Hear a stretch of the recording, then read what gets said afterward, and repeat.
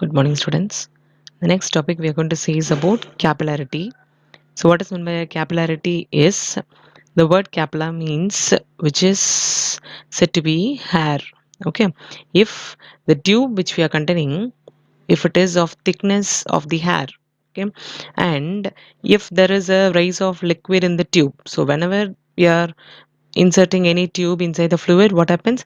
There will be rise of liquid, is it not? So that rise of liquid inside a thin tube, okay, that denotes your capillarity. Okay, it means that the tube having a very small diameter is called as a capillary tube. So which tube which has a very small diameter, that is called as what?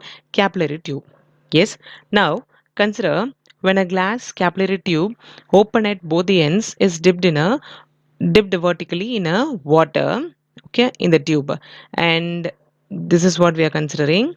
So consider a tube and which is open at both the ends. So this tube is open at both the ends, and this tube is going to be filled inside, it is going to be kept inside another container, and this container is filled with a liquid.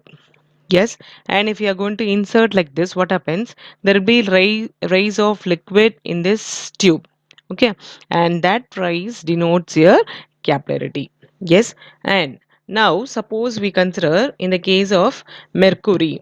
Yes, then the liquid is depressed in the tube below the level of the mercury in the vessel. Okay, so suppose if this is a vessel and this is a level of mercury which is being filled, and if you consider the tube here, the mercury will be dipped below the level. Okay, so it will be below the level of the original liquid level.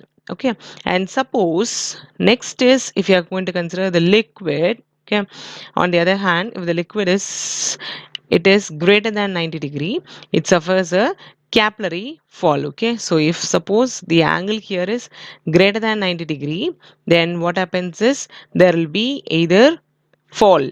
Okay, so this rise or fall of the liquid in the capillarity is called as a capillary action. Okay, so this rise or fall of the liquid, that is called as what? Capillary action. Yes, so depending on the diameter the liquid, so how much is the diameter, that much the liquid will either rise or it will fall, okay, to a particular height. Clear? So this is a level of water in the liquid. So see here, this is the original level of water, and when you are inserting the tube here, what happens? It raises to this much level, and that is denoted by the change in the height del H. Okay. Then this is a mercury which denotes the negative level of the rays, because if this is a level of the mercury and it is going down to certain extent, okay, and that height is denoted by del H, since it is moving in the downward direction, we are saying that it is negative. Clear? So this is about capillarity. So capillarity is nothing but it is a rise or fall of liquid in the tube.